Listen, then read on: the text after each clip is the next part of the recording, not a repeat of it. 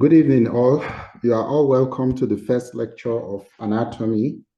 And the first lecture will be taking anatomy of the anterior abdominal wall. And it's unlikely we are going to discuss the inguinal canal today because of time.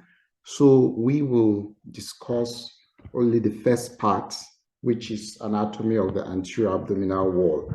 And the outline will follow goes like this: introduction, the surface anatomy of the anterior abdominal wall, the fascia of the anterior abdominal wall, muscles. We'll talk about the inguinal canal, spermatic cord, blood vessels, nerves, and lymphatics. But however, we will discuss the anterior abdominal wall today and the muscles, then neurovascular bundle of the anterior abdominal wall. Then in the next lecture, we'll now talk about the inguinal canal. So the abdominal wall, as we know, encloses the abdominal cavity and can be divided into anterior lateral and posterior section. So whenever we talk about the anterior abdominal wall, literally speaking, we are talking about anterior lateral abdominal wall, because the posterior abdominal wall is an entire different anatomy, okay, which is done in a different lecture completely. So when we describe anatomy of the anterior abdominal wall, basically we are talking about anterior lateral abdominal wall, okay? And the abdominal wall forms a firm, flexible boundary which keeps the abdominal viscera in the abdominal cavity and assists the viscera in maintaining their anatomical position against gravity. So the anatomy of the anterior abdominal wall is designed to keep and protect the content of the abdomen. Okay, so it protects the abdominal viscera from injury. It assists in forceful expiration by pushing the abdominal viscera upward. Now, it's involved in any action like coughing, vomiting, defecating that increases intra-abdominal pressure. Any action that involves straining. When you say straining, straining is achieved by contracting the muscles of the anterior abdominal wall to exert pressure, and this will increase intra-abdominal pressure. So when you are coughing, vomiting, defecating, or you strain to micturate, for example, patient with difficulty in micturating. So all these are some functions of the anterior abdominal wall. Now, as we mentioned, anatomy of the anterior abdominal wall includes both the front and the sides of the abdominal wall. And the layers of the anterior abdominal wall include, of course, the skin, superficial fascia, muscles, transversalis fascia, and extraperitoneal tissue, which is basically fat. Now we are going to talk about the layers of the anterior abdominal wall. Now, it is very important you know the surface anatomy of the anterior abdominal wall, because questions come around, okay? In your multiple choice questions, you see questions regarding surface anatomy. Now, it is very important you appreciate the surface anatomy of the anterior abdominal wall, because this is a place where common questions are asked.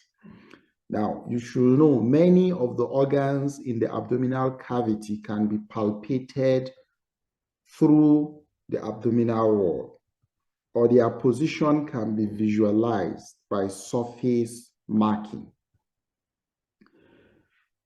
Because of the surface marking and the division of the anterior abdominal wall, you will know the position of certain structures, okay? Knowing the anatomical position of certain structures will help you in making diagnosis, especially when pain or particular symptom like swelling is emanating from a particular region of the abdomen, which we will see shortly. Now, the first landmark you should take note of is the umbilicus. The umbilicus is the most visible structure of the abdominal wall and is the scar of the site of attachment of the umbilical cord. Is the scar of attachment of the umbilical cord. So the most prominent or visible landmark you see when you visualize the abdomen is the umbilicus. Where is it located? It's usually located midway between the cervicasternum, the xiphoid process, and the pubis symphysis. So the rectus abdominis muscles give rise to abdominal markings. The rectus abdominis muscle, it gives rise to the abdominal markings. We'll see the image, all the images shortly. Now, the lateral border of the muscles is, okay, indicated by linea semilunaris, a curved line running from the ninth, okay, rib to the pubic tubercle. What this statement means, if this is the mid linea alba and you have the rectus abdominis on both sides, on the lateral border of this linea of the rectus is the linea semilunaris that run from the ninth rib to the pubic tubercle. You will know the significance of this in due course. The linea alba is a fibrous line that splits the rectus abdominis into two. It is visible as a vertical groove extending inferiorly from the xiphoid process. Now, what you need to know about the division of the abdomen is the abdomen is splitted into 9 regions. Okay, it is splitted into 9 regions. These are useful clinically for describing the location of pain, location of viscera, and describing surgical procedure. There are 9 regions. The 9 regions are formed by 2 horizontal and 2 vertical lines. Now, where your questions come in the exams regarding surface anatomy of the anterior abdominal wall is in relation to these lines. Structures that are related to these lines. These are things that you must know. As we go along, I will be pointing out the important areas where you should pay attention because of the MCQs, where questions surface. Now, the horizontal lines are 2. The transpyloric plane is also called the Addison's plane, and the intertubercular plane. Okay. Now, let's see the image. Now, look at the 2 horizontal lines that divide, and the two vertical lines that divides the abdomen into 9 regions. As you can see, from 1 down to 9, if you look at the drawing, 1 is the right hypochondrial region, 2 the epigastric region, 3 left hypochondrial, 4 the right flank, 5 umbilical, 6 left flank, 7 the right groin. It is called right iliac fossa. 8 is called the hypogastric.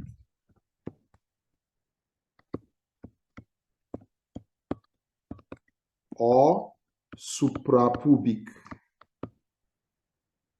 Okay, then 9 is the left iliac fossa. So more appropriately, you call this 7 right iliac fossa, left iliac region. Now, these are the 9 regions. Let's go back to these slides. The transpyloric plane. If you remember the pylorus of the stomach, from the name, you know this line runs horizontally through the level of the pylorus of the stomach. That is just one structure. There are several other structures you may be asked in your exam. The following are structures that lie in the transpyloric plane. You must know them. Transpyloric plane, where is it located? Halfway between the jugular notch and the pubic symphysis, approximately the level of L1. So in anatomy, landmarks are very important. You might see a question. The transpyloric plane passes through the level of L1. That's true. It is located halfway between the jugular notch and the pubic symphysis, which is true. Okay, this is the jugular notch.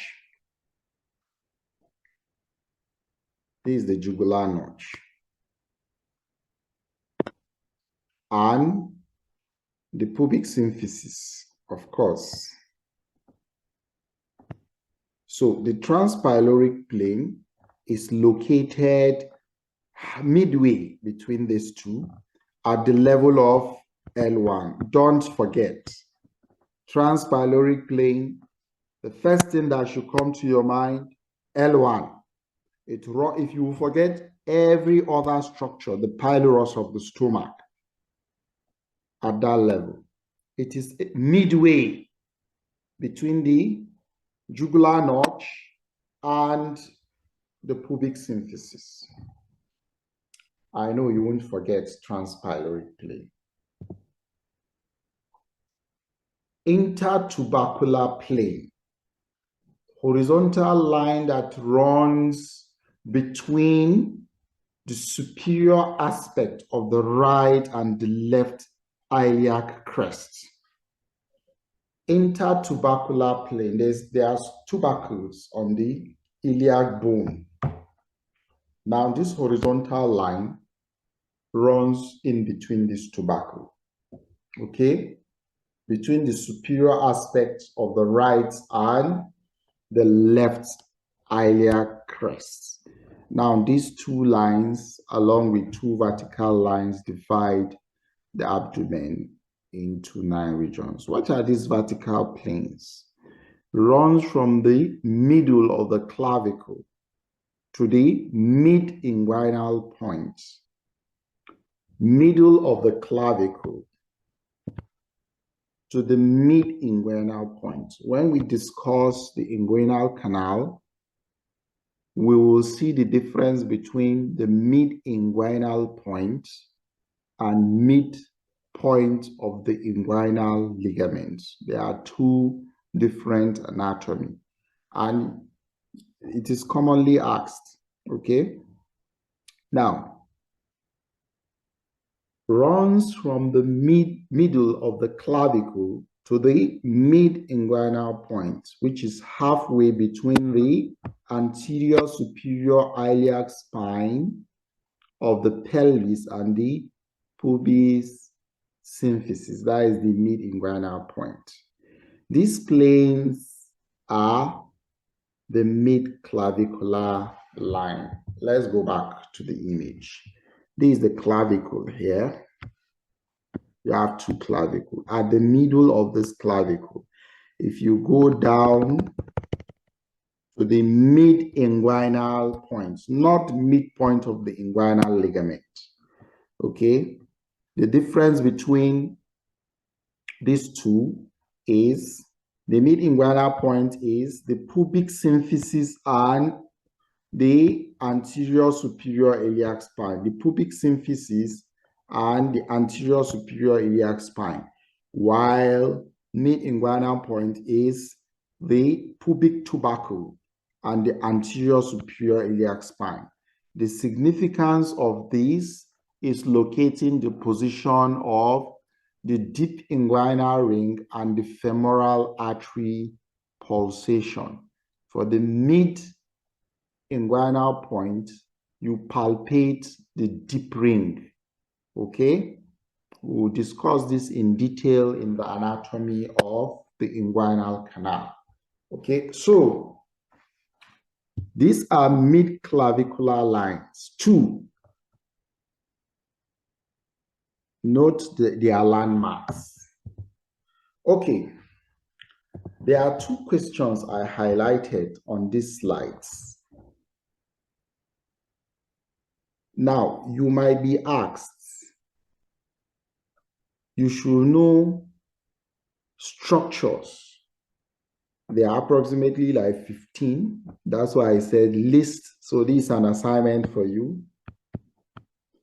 15 structures lying in the transpyloric plane. I just told you one. So you have 14 more to know. The fundus of the gallbladder, the duodenojejunal junction, so many landmarks. That is very important you check. As I told you earlier, you should have a good jotter, a hardcover jotter where you jot down lectures and your assignments.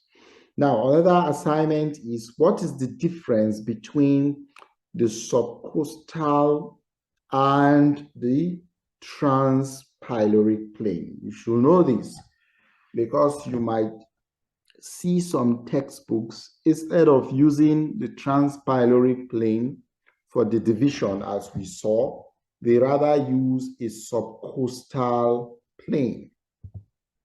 As the name implies, if you look at the subcostal plane, it crosses the lowest point of the costal margin at the level of L3.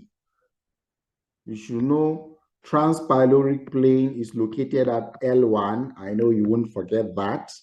And subcostal plane is located at the level of L3. Now, we've talked about this, is just to highlight the subcostal plane. Now, what is the level of the intertubercular plane across the tubercle of the iliac crest at the level of L5? So, in summary, transpyloric plane at the level of L1, subcostal plane at the level of L3, and intertubercular plane at the level of L5.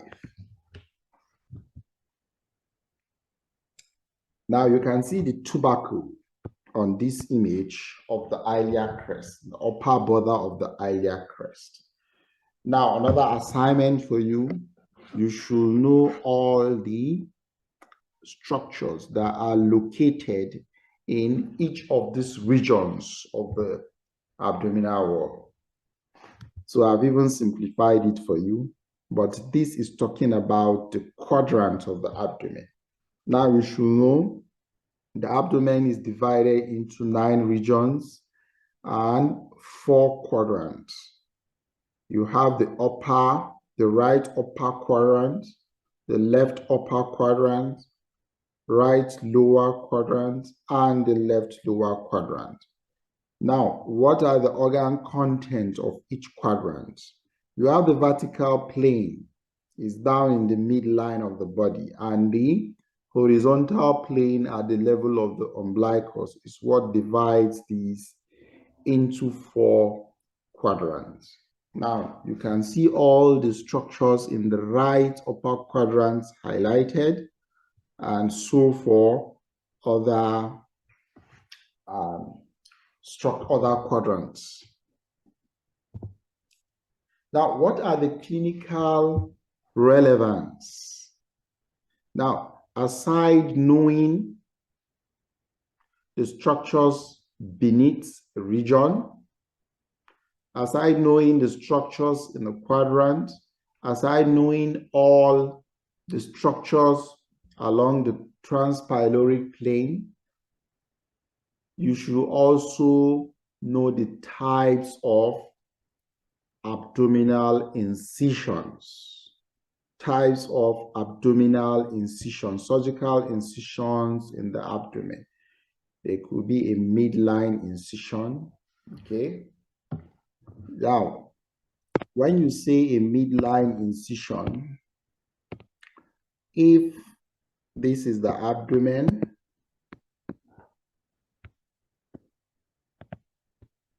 and this is the umbilicus, a midline incision runs through the midline like this. Usually in surgeries, we skirt it to the left side of the umbilicus. Now, midline could either be an upper midline incision, a lower midline incision, or a long midline incision. Now, 2 days ago, we were operating. I asked a resident, why do we, when we are doing a long midline incision, why do we skirt it towards the left side of the umbilicus, not the right side of the umbilicus? I'll not tell you the answer. You go and find out. And if you don't find out, when you come for residency, you still ask you the same question. Okay, now that is a midline incision. There is a paramedian, okay, by the side, okay. There is a coccus incision,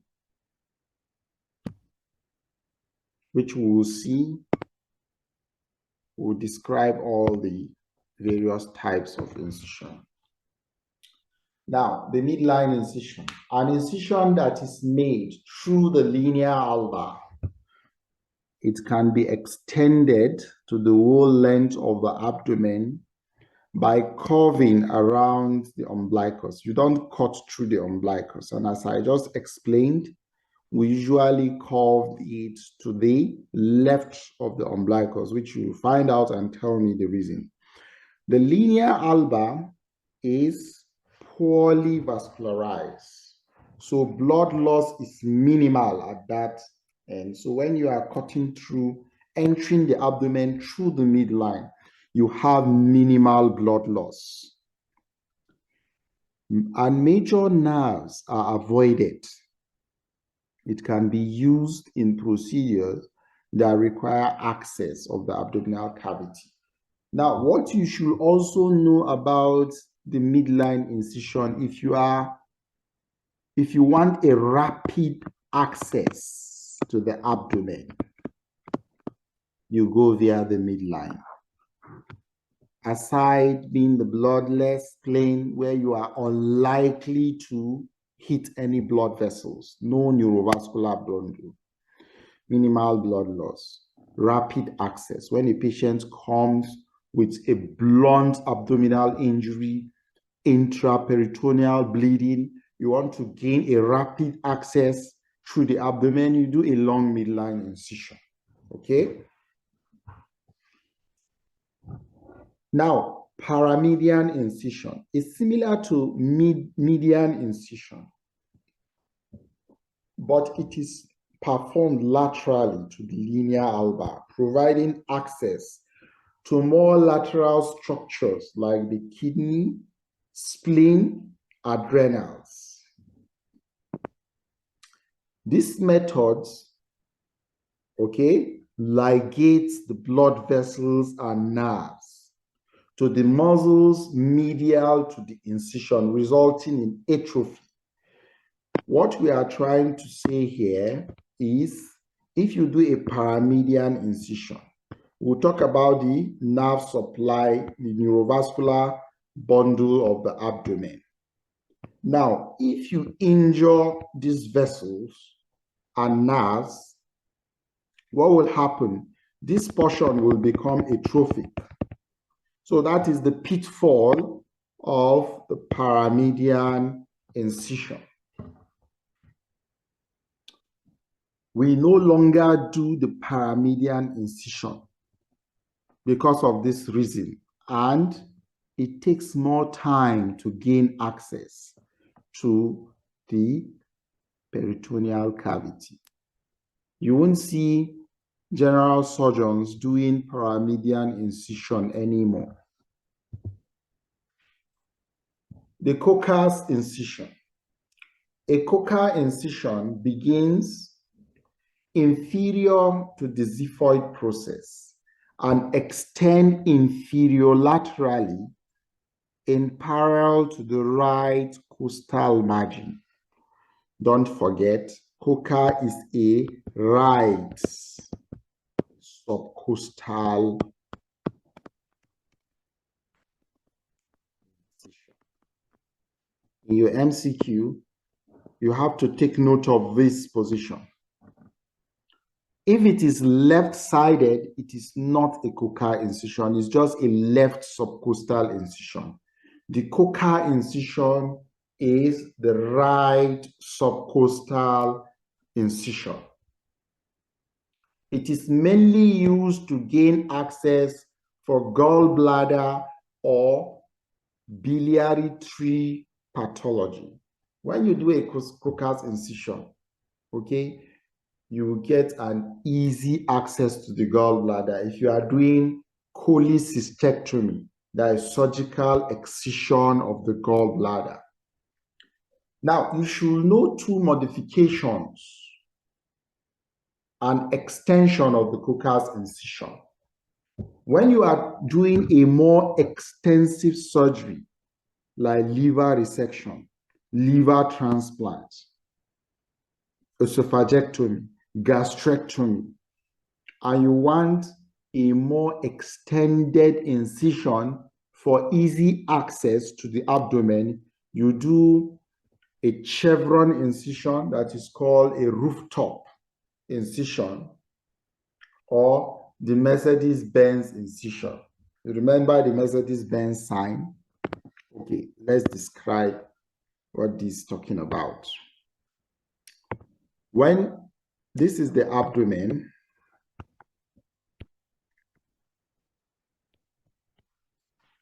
Coca incision is a right, this is the right side, this is the left side. Coca's incision is right subcostal incision, parallel to the subcostal margin. Chevron, you remember the chevron sign, is bilateral subcostal incision. Now, Mercedes-Benz incision is extending the incision into the thorax, the chest. You see, it's giving us a Mercedes-Benz sign. So those are some modifications, okay?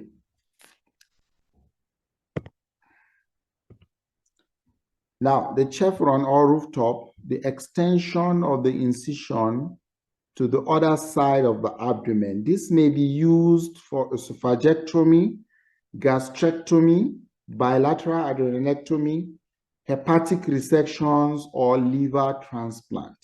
Mercedes-Benz incision, the chevron incision with a vertical incision and break through the xiphi sternum. You have to cut through bone if you are doing a Mercedes-Benz incision.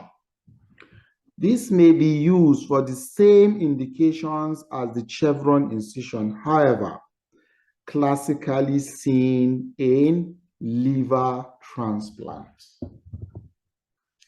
Now, McBoney incision. A McBoney is called a gridiron incision because it consists of two perpendicular lines, splitting the fibers of the muscle without cutting them. This allows for excellent healing. Now, what is McBoney incision? McBoney incision is performed at the McBoney's point, 1/3 of the distance between the anterior superior iliac spine and the umbilicus, and is used in an open appendicectomy. Now, if this, you have the abdomen, this is the umbilicus, this is the anterior superior iliac spine.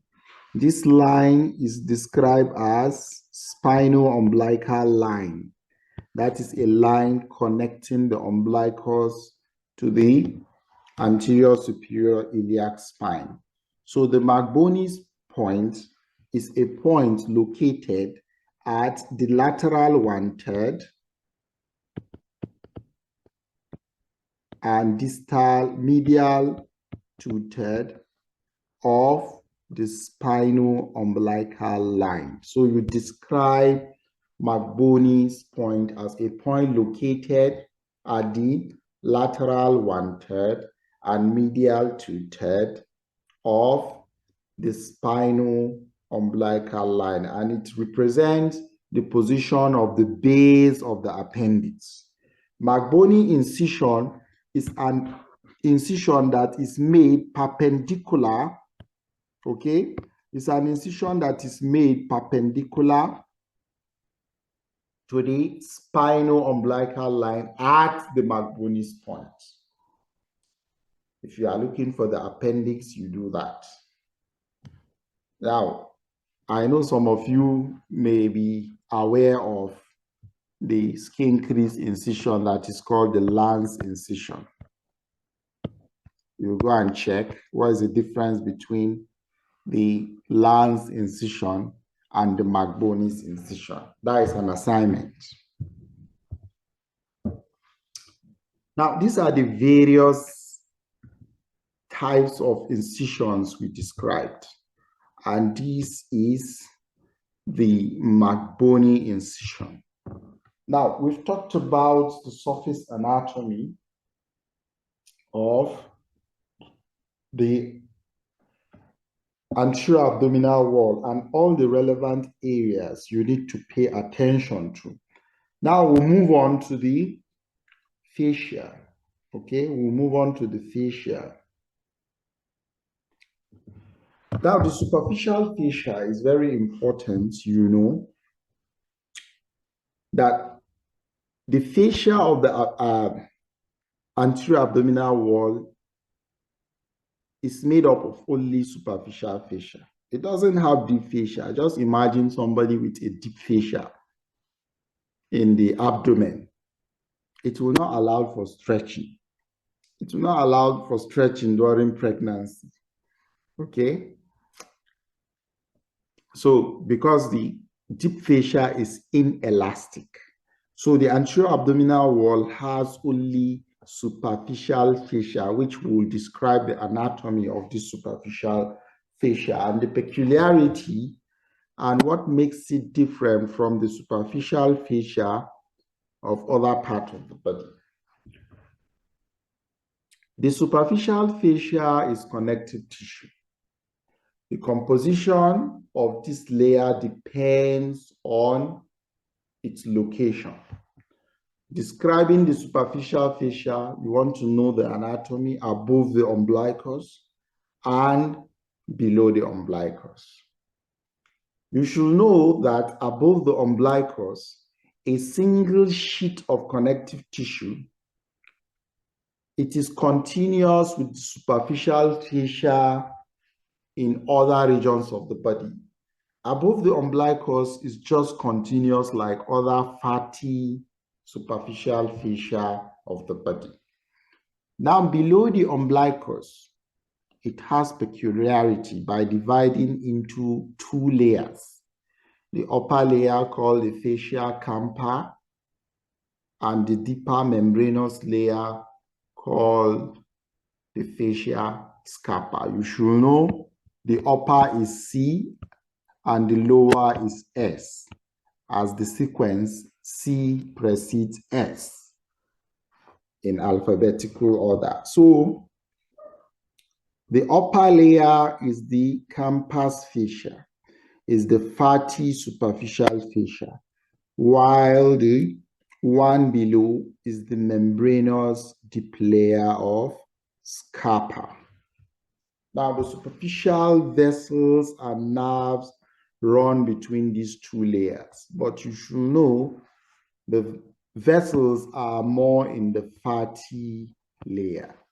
This is called membranous layer because it is bloodless, it's membranous. When you are dissecting during surgery for herniorrhaphy, you will see the blood vessels in the fascia campa. And if you don't secure hemostasis correctly, it is a cause of hematoma in herniorrhaphy. So when you are doing herniorrhaphy and you do not secure hemostasis properly in the fascia campa, it's a cause of post-herniorrhaphy hematoma. The membranous layer is usually bloodless, okay? And you will see the peculiarity of these layers. Now, above the umbilicus, as we said, it is basically what? Fat. Thicker in females than in males.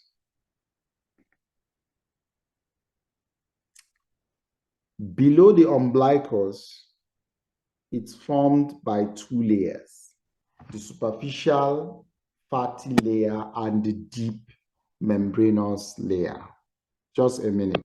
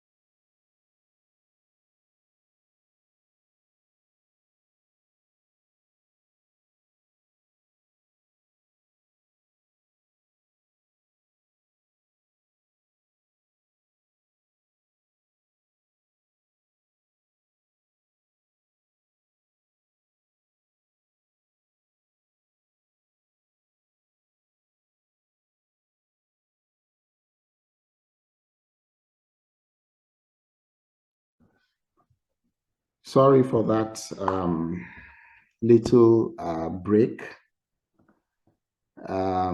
It's regarding the emergency I'm supposed to take. The anesthetist is just giving me an update about the patient. So we'll continue. Okay. Now, the superficial fascia, as we said they have below the umbilicus, it's made up of two layers. The superficial fatty layer called the fascial camper and the deep membranous layer. Now, what is the specific feature of the membranous layer? You should know the specific feature of this membranous layer is that it continues with the membranous layer of the perineum. This is very important, you know. Okay? It is continuous with the membranous layer of the perineum. We will see that shortly, okay? Now, look at the membranous layer of the perineum. The membranous layer of the perineum is called the Colles fascia. So you should know that this membranous layer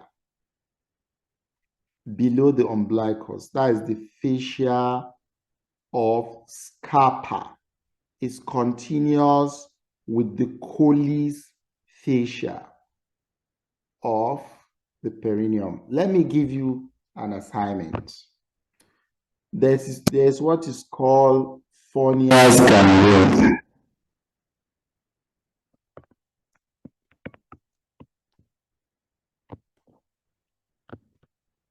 Okay, I want you guys to check the relationship of spread of Fournier's gangrene with the attachment of the Colles fascia of the perineum. I'll ask you, you go and check.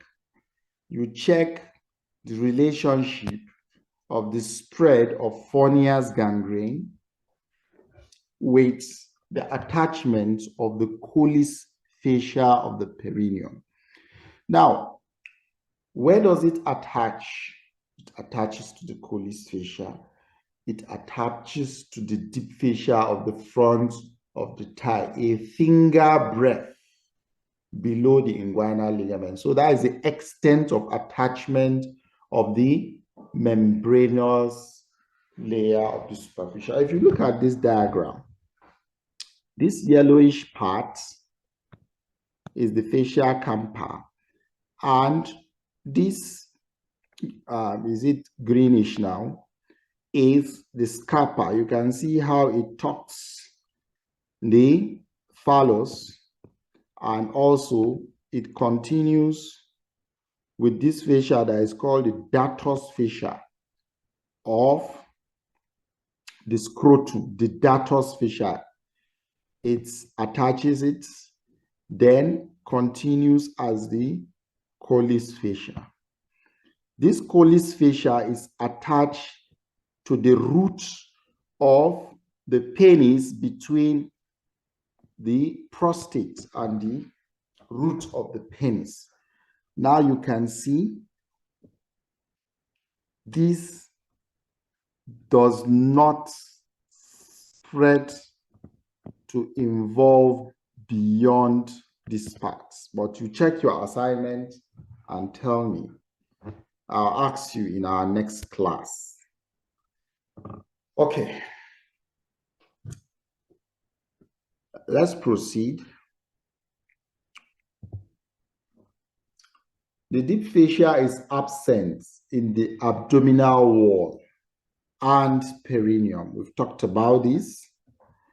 In these two sites, it is replaced with membranous layer of superficial fascia, which allows yielding of abdominal wall after meals and during pregnancy. If you have deep fascia, you cannot eat beyond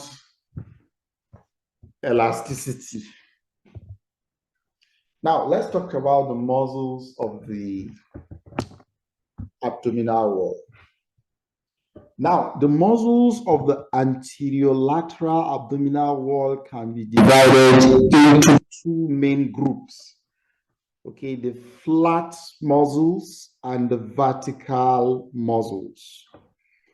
The muscles of the anterior lateral, remember at the beginning of this lecture, I told you when they say anterior abdominal wall is the anterior lateral, the posterior is not regarded as anterior. You can't, so you don't take only the anterior as the anterior lateral. So the flat muscles, there are three flat muscles situated laterally on either side of the abdomen. The external oblique, internal oblique, transversus abdominis. These are the flat muscles that are situated laterally on each side of the abdomen. The vertical muscles, two vertical muscles situated near the midline of the body, the rectus abdominis and the pyramidalis. These are the two vertical muscles. Now we'll talk about the flat muscles. The three flat muscles are located laterally in the abdominal wall, stacked upon one another. Their fibers run in different directions and cross each other, strengthening the wall and decreasing the risk of abdominal content herniating through the wall. So this, their fibers take different direction. Okay, crisscrossing, crossing each other. Now, when you have cross like this, like a mesh, it strengthens the wall. And based on this principle, the meshes are produced, okay, in the repair of an anterior abdominal wall defect. The anterior medial aspect of the abdominal wall, each flat muscle forms an aponeurosis, a broad flat tendon, which covers the vertical rectus abdominis muscle. The aponeurosis of all the flat muscles become entwined in the midline, forming linea alba, a fibrous structure that extends from the xiphoid process to the sternum of the pubic symphysis. Now, what we are saying here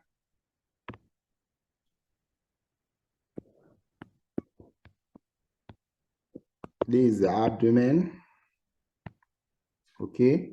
The flat muscles are by the side, and medially they end as tendinous fibers.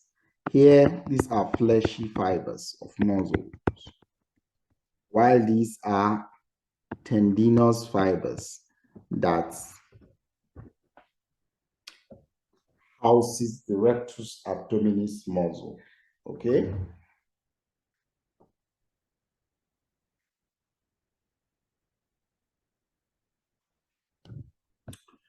Okay, let's go back to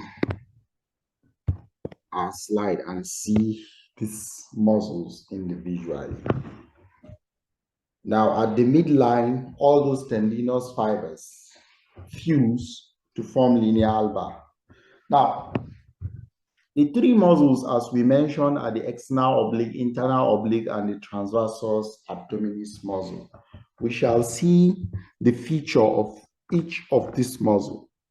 Now, this is the anterior abdominal wall. You can see this lateral part.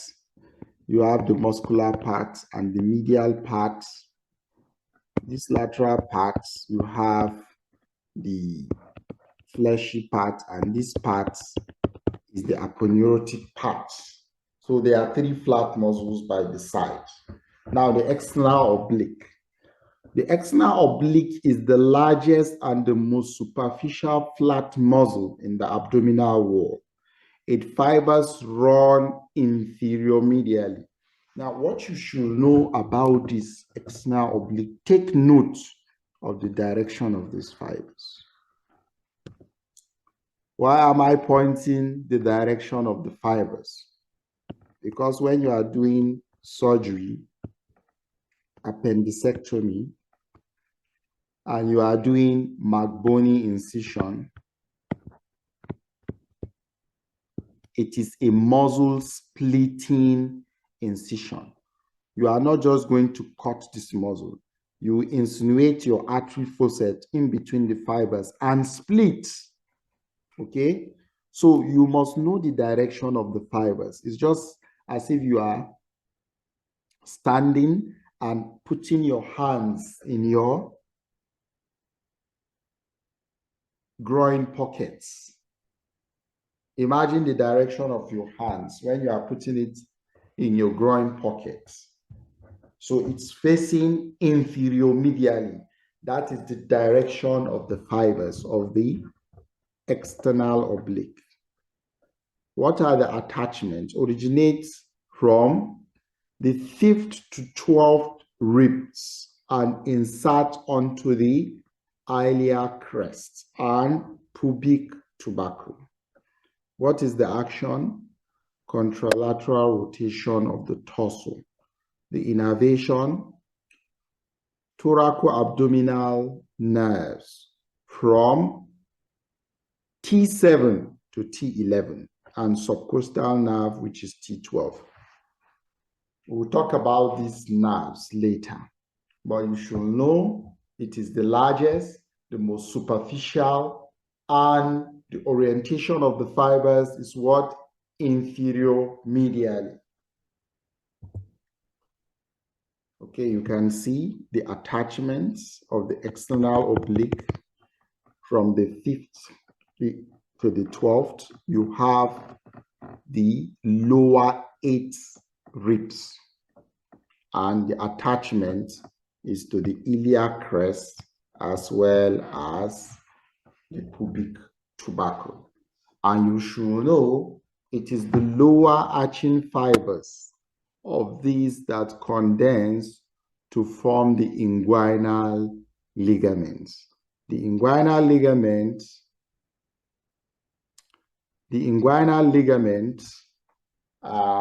is derived from the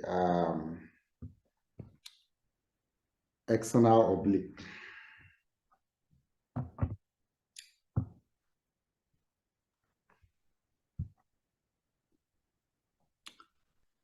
Now, insertion, fleshy insertion. The most posterior fibers insert into the anterior half and the anterior half of the upper outer lip of the iliac crest. We've talked about the insertion, the iliac crest, and the pubic tubercle, but you should know the fleshy insertion, it has fleshy and aponeurotic insertion. So the fleshy insertion, most of the posterior fibers insert into the anterior half of outer lip of the iliac crest, and this is marked by this. Aponeurotic insertion. The rest of the fibers form a broad aponeurosis, which passes in front of the rectus abdominis to be inserted into xiphoid process. Linea alba, pubic symphysis, pubic crest, and pubic tubercle. Now look at this red line. This red line at the midline is called the linea alba. And the two aponeurotic fibers meet at the midline to form the linea alba, through where you access the abdomen while doing a midline incision, as we discussed earlier. Okay? So,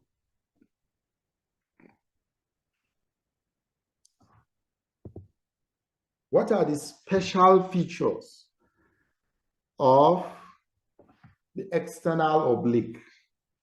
The superficial inguinal ring is a triangular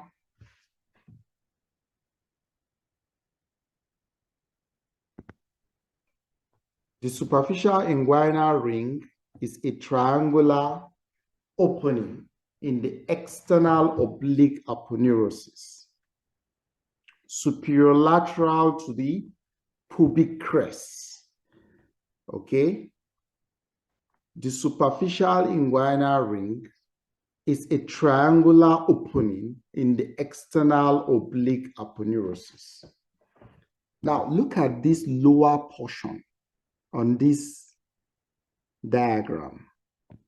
The lower and the medial portion, you will see the superficial inguinal ring through which the spermatic cord exits the inguinal canal. Okay, that is called the superficial or the external ring. The superficial inguinal ring is a triangular opening in the external oblique aponeurosis, superior lateral to the pubic crest. The pubic crest is here. This is here. So take note of the external ring. The external ring is also called the superficial inguinal ring. It is derived from the external oblique aponeurosis. The inguinal ligament, I told you, the inguinal ligament is derived from the fibers of the external oblique aponeurosis. Now, the inguinal ligament is the lower thickened border of the external oblique aponeurosis between anterior superior iliac spine and pubic tubercle. So it's the condensation of the lower fibers of the aponeurotic part of this external oblique that gives the inguinal ligament. So these are some special features you should know. The internal oblique muscle. The internal oblique lies deep to the external oblique. It is smaller and thinner in structure, with the fibers running superior medially. If you remember, we said the fibers are crisscrossing. Okay? Now, the external oblique, if this is lateral and this is medial, the fibers of the external oblique run superior medially. Okay? The fibers of the internal oblique runs inferior medially. You can see how they crosses each other. Nature is so amazing. So this crisscrossing gives the strength of this muscle. And you will see transversus abdominis, which we will see shortly, as the name implies. It's running transversely, which further buttresses the strength of this muscle. This is so amazing.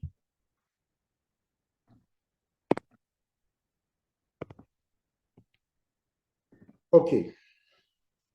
It runs superior medially,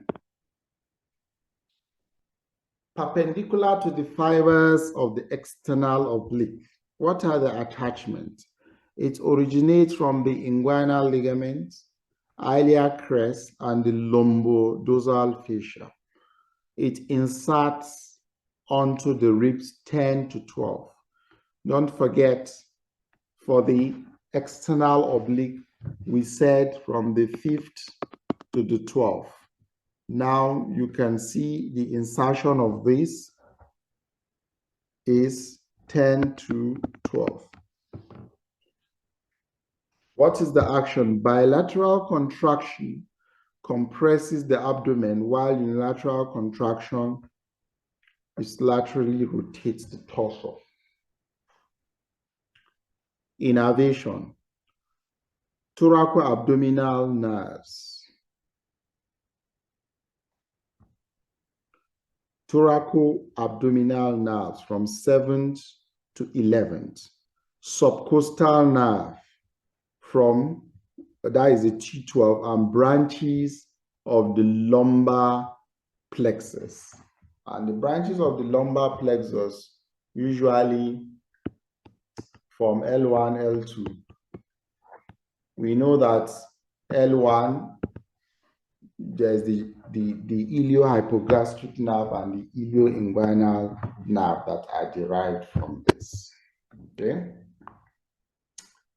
So the origin from the lateral part of the inguinal ligament, from the anterior half of the intermediate area of the iliac crest. And we said it is inserted into the, let's see, the fleshy parts. The fleshy parts, the most posterior fibers insert into the lower 3 ribs. As we said, 10 to 12, and they are cartilages. And the aponeurotic parts, the immediate fibers give rise to an aponeurosis, which gain attachment to the 9th, 8th, and 7th costal cartilage. The xiphoid process and the linear alba. You can see all these aponeurotic fibers are meeting at the midline to form the linear alba. Okay? Now, there is something very important you need to know about this muscle. Take note. There is something very important you need to know about this muscle. Now, the tendinous insertion. The lowest fibers, those arising from the inguinal ligament, arch above the spermatic cord or round ligament to form the cojoint tendon. Now, cojoint tendon is formed by the lower fibers of the internal oblique merging also with the lower fibers of the transversus abdominis and attached to the iliac crest. So the reason why you need to know this cojoint tendon during hynography, when we are describing inguinal canal, what you basically do in hynography is to approximate this cojoint tendon with the inguinal ligaments. That is, you are strengthening the posterior wall, which you will see that in the lecture. Now, what is this cremasteric muscle? Okay, it's also, you should also know this cremasteric muscle is a muscle that is also derived from what? The internal oblique muscle. Take note. Cremasteric muscle is derived from the lower arch border of the internal oblique. The muscle fibers descend on the spermatic cord. And this cremasteric muscle, as it covers the spermatic cord, it forms what is called this cremasteric fascia. If you want to gain access to the structure in the spermatic cord, you have to dissect. You have to dissect the cremasteric fascia to see the 3 arteries, the 3 veins, 3 nerves, and 3 other structures. Those are the contents which we go and check, but we'll discuss them when talking about the inguinal canal. The insertion of the cremasteric muscle, which loops, the loops unite to form tendon, which runs to insert into the pubic tubercle. Now you should know the cremasteric muscle elevates the testis. Now, the next flat muscle we'll talk about is the transversus abdominis muscle. It originates from the lateral part of the upper surface of the inguinal ligament, okay, from the anterior half of the medial lip of the iliac crest, from the lumbar fascia and the inner aspects of the lower 6 costal cartilages. Don't forget, I told you the conjoint tendon is formed from the lower fibers of the internal oblique merging with the lower fibers of the transversus abdominis. And I've described to you the orientation of the fibers of all these muscles, which strengthens the anterolateral abdominal wall. The transversus abdominis is the deepest of the flat muscles. A transversely running fibers. Deep to this muscle is a well-formed layer of fascia known as transversalis fascia. Now, if we go back, okay, there's an image that shows the layers, okay, of the abdomen.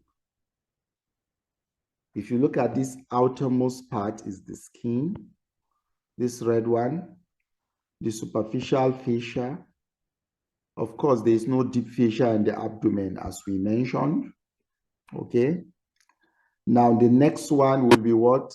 External oblique aponeurosis. The next will be what? Internal oblique. Where is the internal oblique?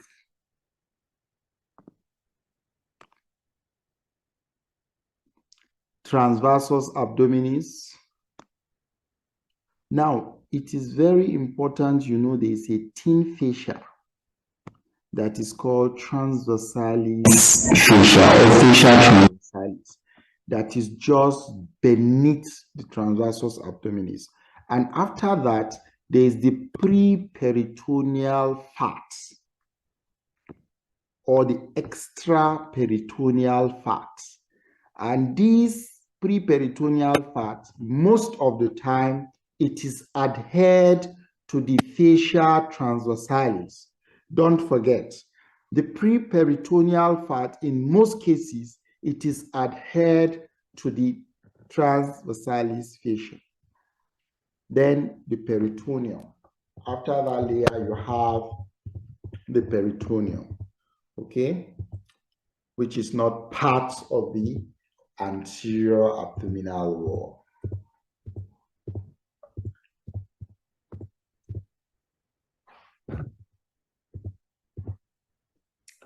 The innervation thoracoabdominal nerves from T7 to 11, because the T12 is the subcostal, and T1 and T2 are atypical above. The typical ones are the T2 to T6. Those ones are in the thoracic region. They are the typical intercostal nerve, T2. But the one supplying the abdomen is from 7 to 11, then T12, then L1, which we shall see. Now we've talked about this as it provides fibers for formation of the conjoint tendon. Now we'll talk about the vertical muscles. There are two vertical muscles located in the midline of the anterolateral abdominal wall, the rectus abdominis and the pyramidalis. The rectus abdominis and the pyramidalis. The rectus abdominis. Now, the rectus abdominis originates from the symphysis pubis and the ilia crest. Where is it inserted? Now, this is important. You should know that the origin is from the lower parts. That is where the origin is. And it goes up to attach. Insertion by a horizontal line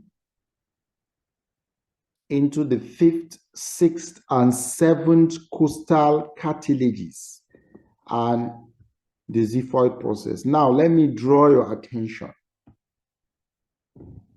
You should know that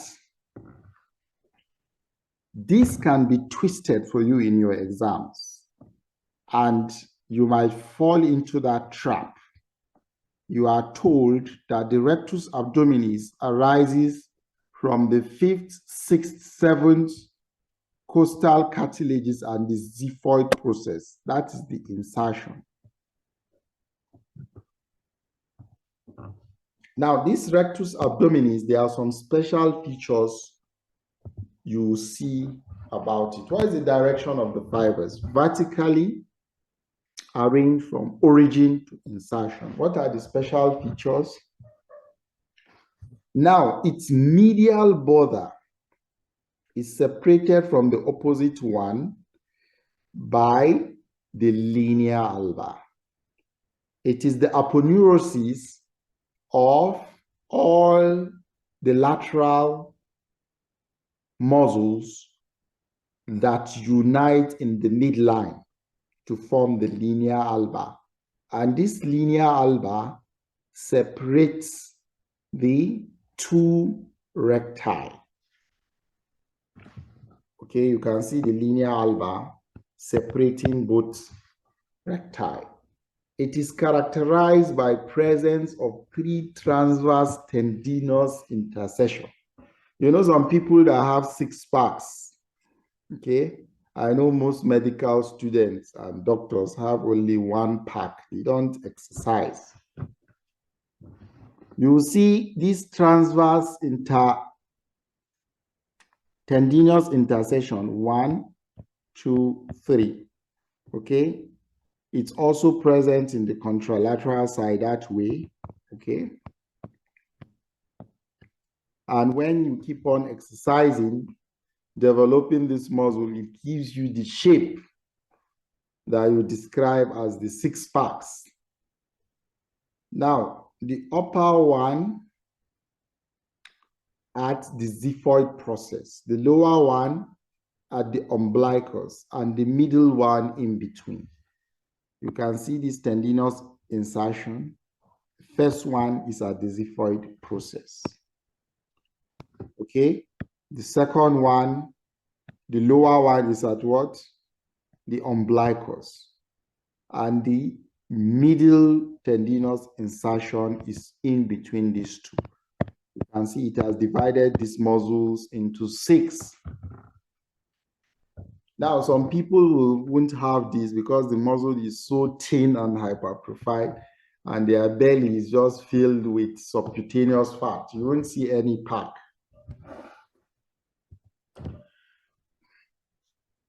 The linea alba is the median fibrous band formed by the decussation of the aponeurosis of the 3 large flat muscles, as we already talked about this, and we've talked about the attachment. Then the pyramidalis. The pyramidalis, where does it originate from? Okay, origin from part of the symphysis pubis and pubic crest. Insertion, linea alba. Action,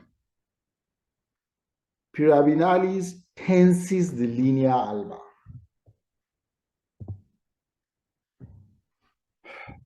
Pyramidalis is a small triangular muscle found superficially to the rectus abdominis.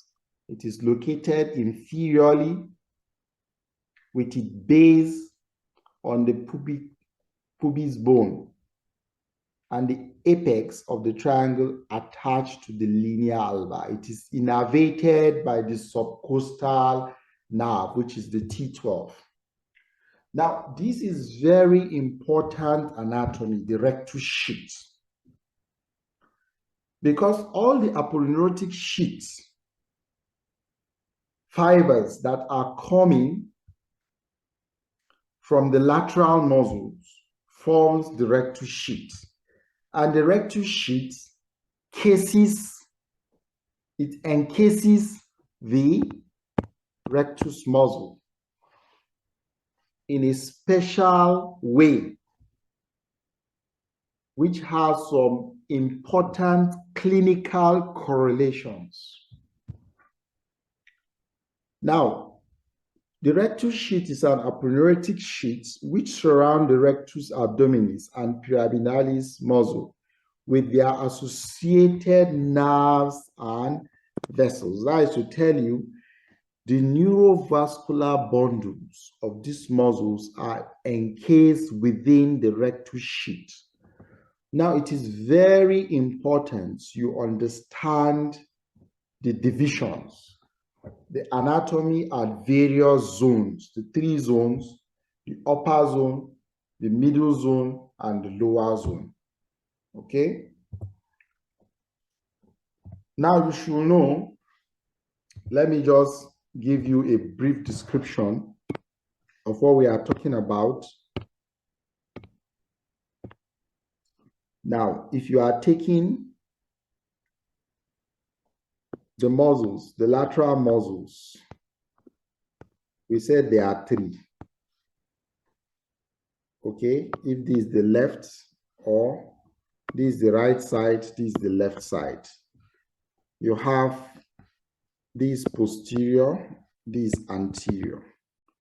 You have the three muscles, external oblique, the internal oblique, and the transversus abdominis. These are the fleshy parts. These are their fleshy parts. They now have their aponeurotic parts.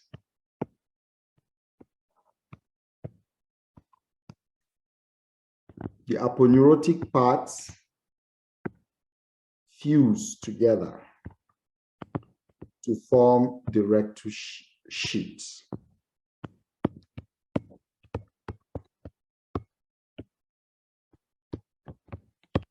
Now, this rectus sheath now split into two, the anterior and the posterior fibers, and they encase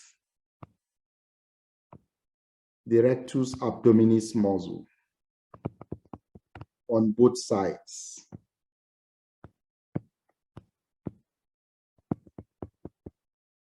They encase the rectus abdominis muscle on both sides, and they now fuse at the midline to form the linea alba. So that is their orientation. So you can see these are the muscles, the fleshy parts. These are the aponeurotic parts. They fuse to form the rectus that encase the rectus abdominis muscle, and they meet at the midline to form the linea alba. Okay. Now, it is divided into three zones. The upper zone of the rectus is above the costal cartilage, this part. Then you have the middle portion here and the lower portion. Okay. The middle zone between the costal cartilage, between the costal margin and the midway between the umbilicus and the symphysis pubis. Now, the umbilicus is here. This is the symphysis pubis.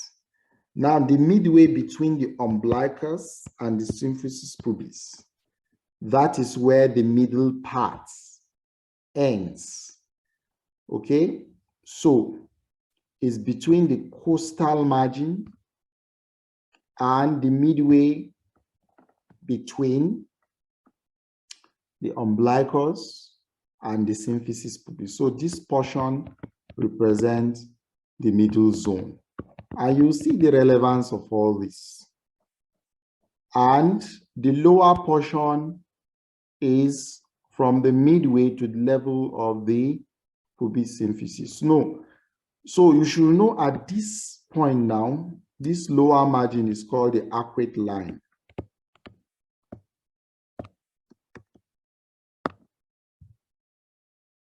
Now, what are the important features with their clinical relevance? Let's see. The upper zone. Now, the anterior wall of the sheath is formed by aponeurosis of the external oblique. The posterior wall is formed by the 5th, 6th, and 7th costal cartilage. You can see this behind the posterior part is just costal cartilage. The middle zone.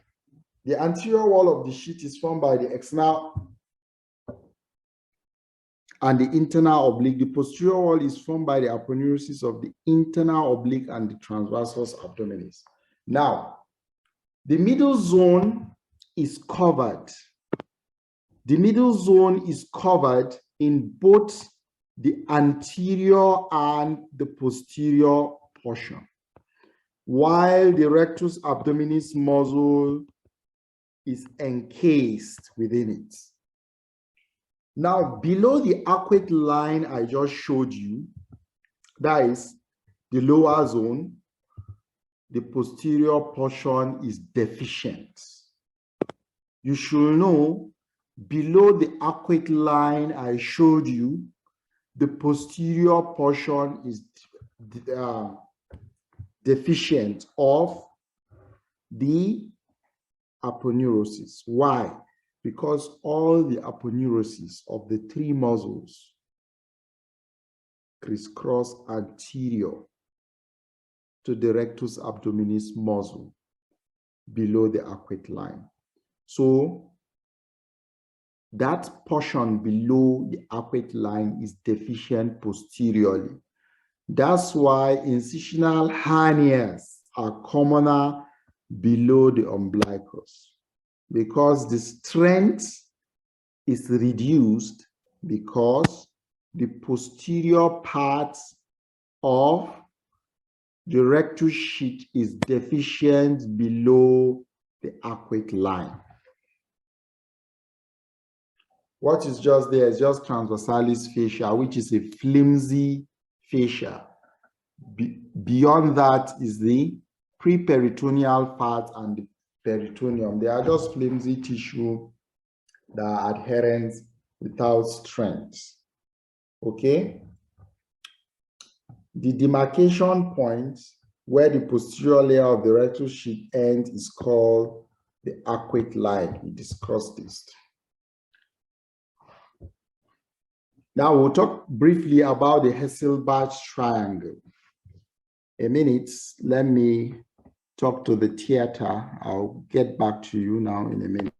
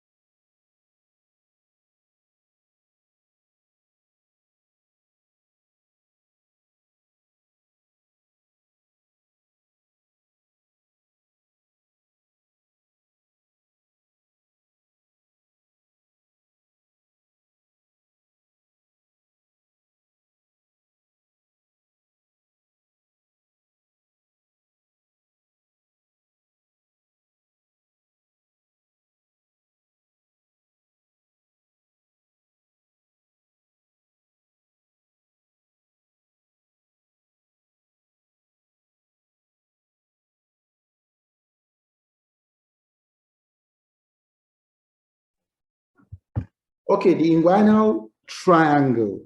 This is also a very important anatomy you need to know that is common in your exams, the Hasselbalch triangle. Now, the lowermost part, the lowermost and the medial portion, okay, of the inguinal canal, which we will take in our next lecture,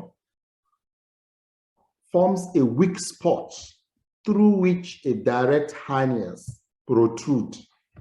And that weak spot is called the Hasselbalch triangle. It is on the anterior abdominal wall. What are the boundaries of the Hasselbalch triangle? You can see laterally, it is bounded by the inferior epigastric vessels. Medially is bounded by the lateral wall of the rectus abdominis muscle. And inferiorly, it is bounded by the inguinal ligament. This triangle is called Hasselbalch's triangle. It's a weak spot through which you have protrusion of abdominal viscous, giving you a direct hernias. Hernias that enters the inguinal canal through the Hasselbalch triangle are called direct hernias. Okay? Don't forget, I told you when we are talking about the surface anatomy, the linea semilunaris lie in the lateral border of the what? Rectus abdominis muscle. Now, these are various actions of the muscle. And we've talked about the fascia transversalis, which is beneath the transversalis muscle. Look at the layers as we are talking. We said the outermost layer is the skin. Then you have the subcutaneous campus fascia, scarpa fascia, skin, fascia campa, fascia scarpa. Okay. Now this is the rectus sheath that is covering the it's covering the rectus abdominis muscle. You can see all the lateral fibers, the lateral muscles, external oblique, internal oblique, and the transversus abdominis. Beneath it is the transversalis fascia, this red one. Okay. Then you have the preperitoneal fat. Now, you should know the epigastric hernia. There's a hernia that is called epigastric hernia. Another name for epigastric hernia is fatty hernia of the linea alba.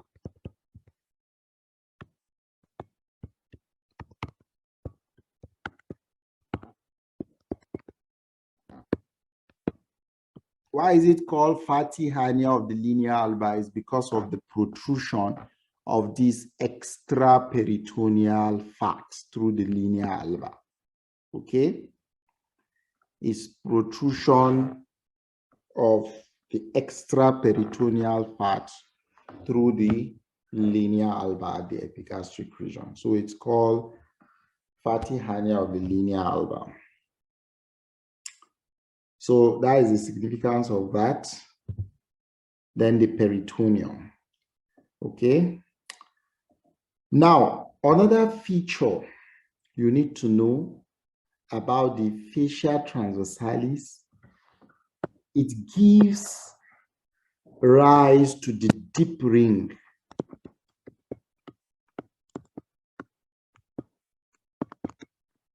Deep inguinal ring. If you remember, we said the superficial ring is derived from the external oblique aponeurosis. Okay. Now, let's quickly look at the neurovascular bundle, then we now call it a day. It is very important you understand the nerve supply and the arterial supply. I'll give you a story of what happened when I was doing an operation for a tumor in the right iliac fossa, and accidentally that tumor was attached to the external iliac artery, and in excising the tumor it avulsed some portion of the artery. What happened? Did the patient lose the lower limb, or what happened? I'll tell you. Now, the nerve supply to the anterior abdominal wall. The anterior abdominal wall is supplied by the ventral rami of the lower 6th thoracic and the first lumbar nerve, L1. It is that L1 that gives rise to the iliohypogastric and the ilioinguinal nerve. But you should know, I told you, the 2nd to the 6th are in the chest. They are the typical intercostal nerves. The 1st and the 2nd one are atypical, and the 7th to the 11th are also atypical, including the 12th, which is called the subcostal nerves. So the 7th to the 11th are the ones supplying the anterior abdominal wall. They run in the neurovascular plane of the abdominal wall, which lies between the internal oblique and the transversus abdominis muscle and enters the rectus sheath. Take note of this. The plane they run between what? The internal oblique and the transversus abdominis muscle, then enters the rectus sheath. Okay? Now, the first lumbar nerve is represented by 2 branches, which are the iliohypogastric and the ilioinguinal. You know, there's a plexus called the lumbar plexus, and there are 3 nerves that arise from the lumbar plexus that are related to the anterior abdominal wall and the inguinal canal. What are those nerves? Iliohypogastric nerve, ilioinguinal nerve, genital branch of genitofemoral nerve. These are the 3 branches. What is their nerve root? Iliohypogastric nerve, ilioinguinal nerve arise from L1 only. Genital branch of genitofemoral nerve arise from L1, L2. These nerves are related to the groin. These 2 nerves have 2 special features. Take notes. These 2 nerves have 2 special features. They leave the neurovascular plane to run between the internal and external oblique muscle. Now, when you are doing herniorrhaphy, if you are doing a local infiltration, you are going to block the ilioinguinal nerve and the iliohypogastric nerve. If you are doing a local infiltration, if you want to block the nerve, how will you locate the nerve? To locate this nerve, you palpate the anterior superior iliac spine, which is not difficult to locate. You palpate the anterior superior iliac spine, which is the most lateral prominent bone of the iliac crest. When you palpate that anterior superior iliac spine, you just come medially 2 centimeters to it and 2 centimeters below. If this is the anterior superior iliac spine, You just go 2 centimeters in this direction and 2 centimeters downward. 2, 2. It's not hard for you to remember.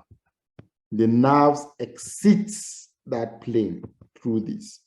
You now infiltrate this point with your local anesthetic agent so that it blocks the distribution. You do your herniorrhaphy. If you properly block the nerve, patient will not feel pain. Then you now go and block the genital branch of the genitofemoral nerve. We won't go into that. So they do not enter the rectus sheath. So you should take note of these two special features. Okay? What are the sensory distribution of the anterior abdominal wall? Now, the skin above the umbilicus is supplied by T7, T8, and T9. Now, let me draw your attention to something very, very important. If you will forget everything about the sensory distribution of the anterior abdominal wall, don't forget that the skin around the umbilicus is supplied by T10. The sensory distribution around the umbilicus is T10.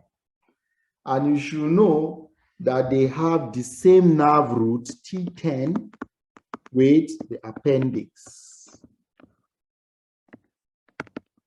That's why in acute appendicitis, they will initially present with periumbilical pain, which will now later migrate to the right iliac fossa because the umbilicus and the appendix have the same nerve root, which is T10.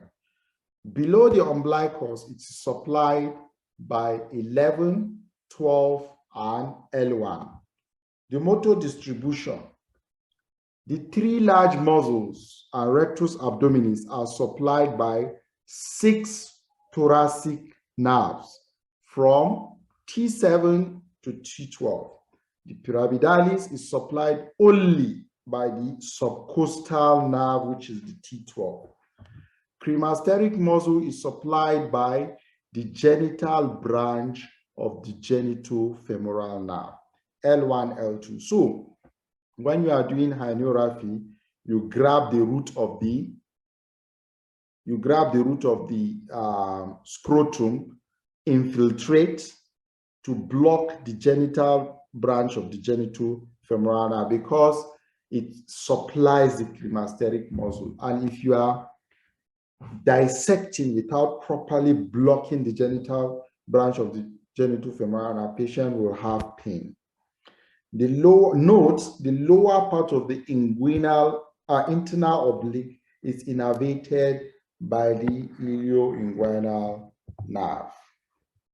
Now, I promised you I will tell you a story.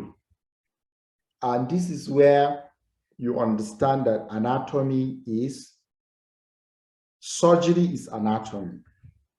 If you don't know anatomy, you can never be a good surgeon. Now, arterial supply to the anterior abdominal wall. Now, you should know that 2 arteries from the internal thoracic artery, as the name implies, you know, the internal thoracic artery is a branch of the subclavian artery. We will do that in detail when talking about upper limb. The internal thoracic artery has 2 branches, superior epigastric artery and the musculophrenic arteries. You can see this is the musculophrenic and this is the superficial epigastric. Now, there are 2 arteries from the external iliac artery. The inferior epigastric artery, you can see, is coming up for anastomosis. and the deep circumflex iliac artery. Okay, so this is to tell you that there is an anastomosis going on between the external iliac artery and the internal thoracic arteries, branches of the internal thoracic arteries. That external iliac artery, you know, is in the iliac fossa. We were trying to mobilize the tumor. It now avoids the external iliac artery. But luckily for us, it avoids that where patient already developed some anastomosis from these branches down to even the lower limb, not only going up, but going down.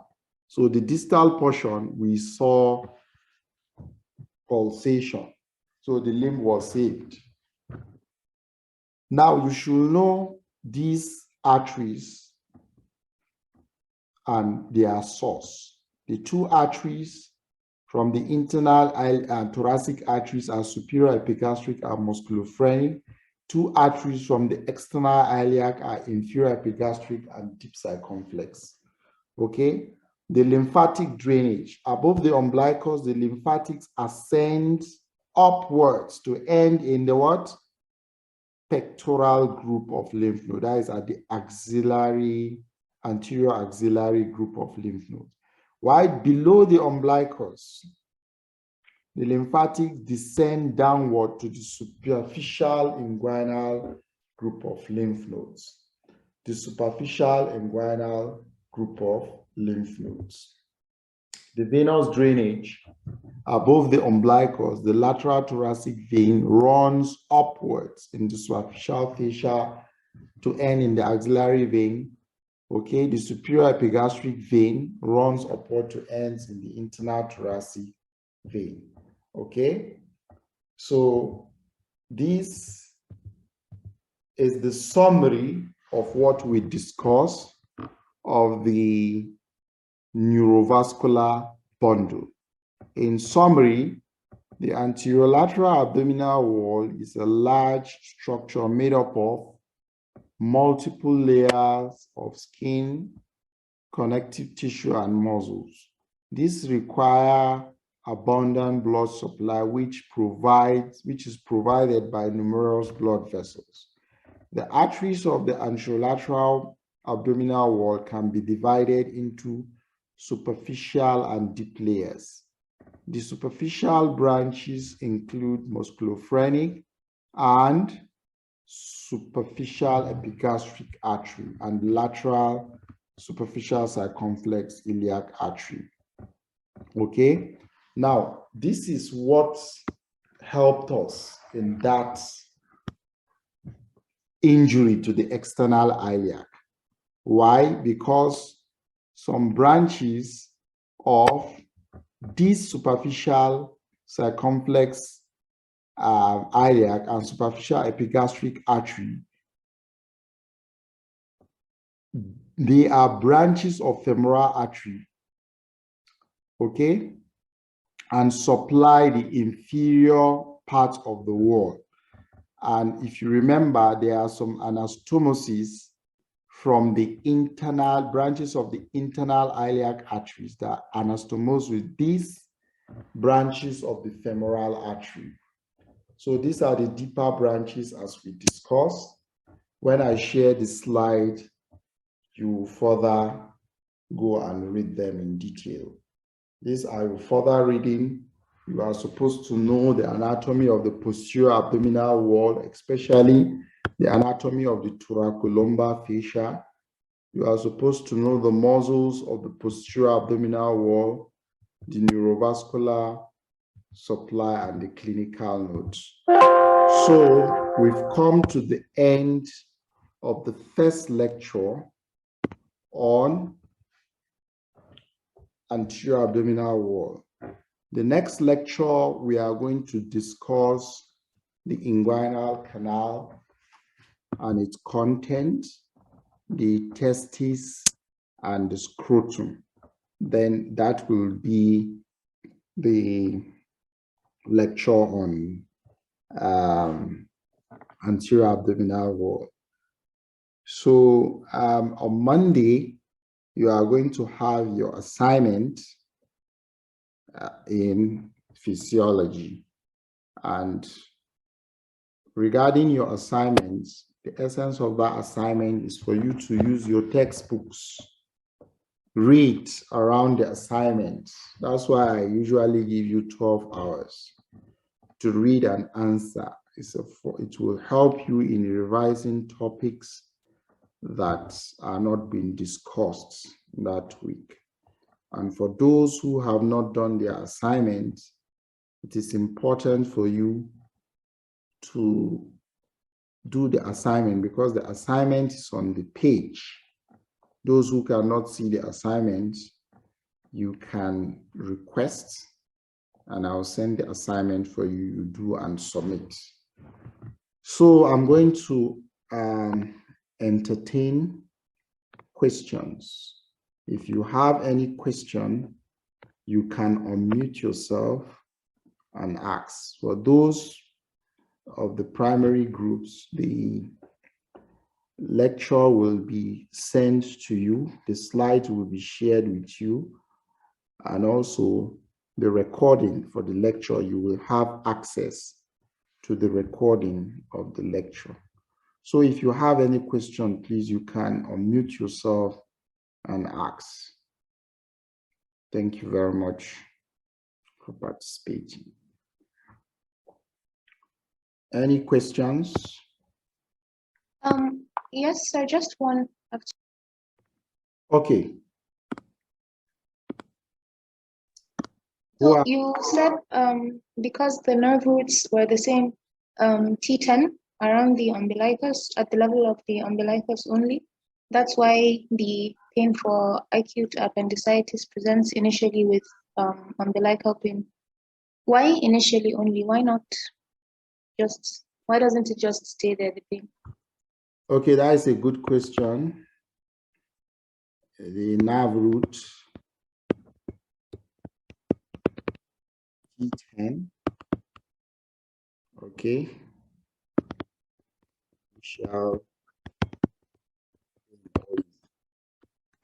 Yes, any other question? Any other question? Okay, I believe there is no any other question. Let me answer this. Then we call it a day. Sorry, sir. I have a question. I was trying to gather it. Okay. Regarding the nerve block, that you mentioned around the L1 nerve, I missed that. I couldn't get the nerves that you mentioned, the two nerves that you mentioned that you use. Okay. Any other question?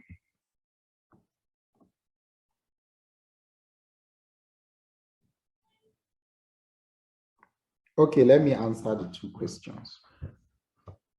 Now, the first question, she asks that the initial pain of an acute appendicitis presenting with periumbilical pain,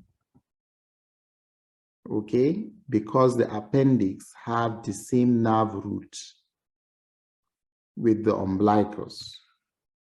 Why is it only the initial pain, not throughout the pain of acute appendicitis? Later, the pain becomes a right iliac fossa pain.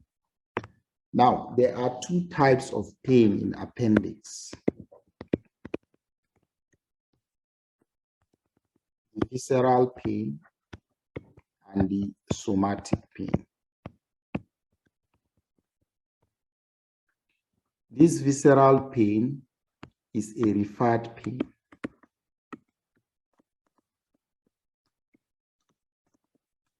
A referred pain are only felt in a distant site of a structure with the same nerve root from the source of that pain.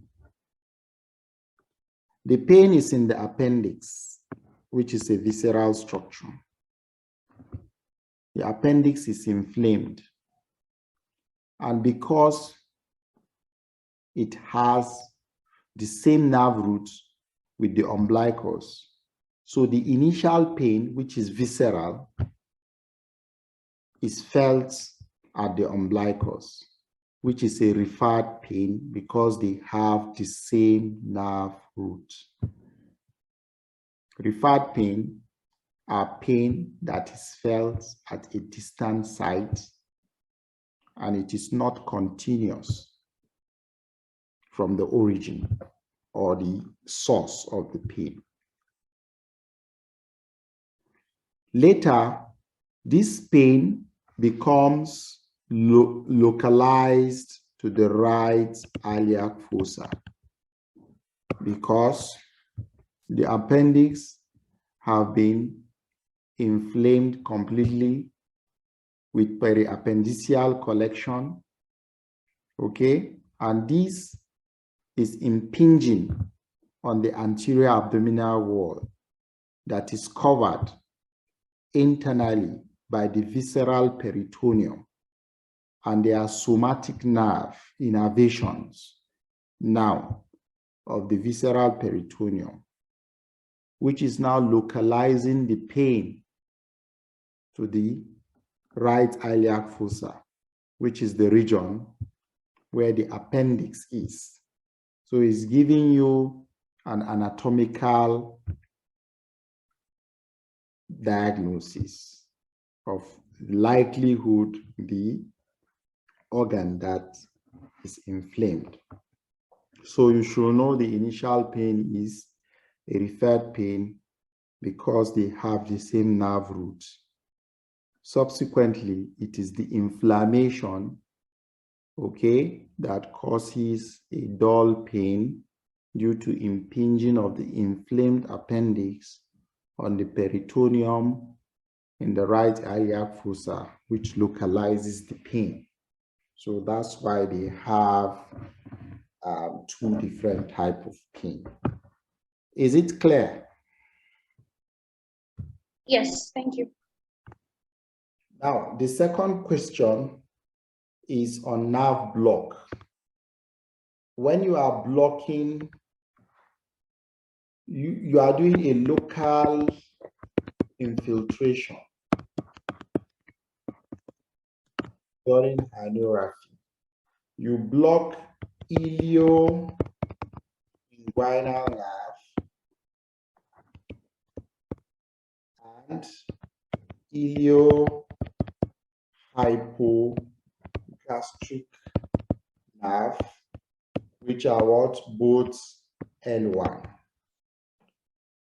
At that position, which was described, you palpate the anterior superior iliac spine. Then you now go medially 2 centimeters and inferiorly 2 centimeters. That is the point of infiltration. Then if you block the genital branch of the genitofemoral nerve, which is what? L2. So these are the nerves you block. Is it clear? Yes, sir, it is. Thank you. Okay. Okay. So we are going to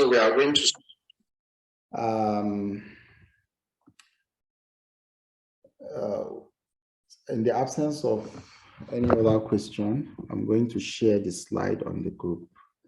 Thank you very much. All other information you get on the group. So thank you, everyone. Thank you, sir. Mm-hmm.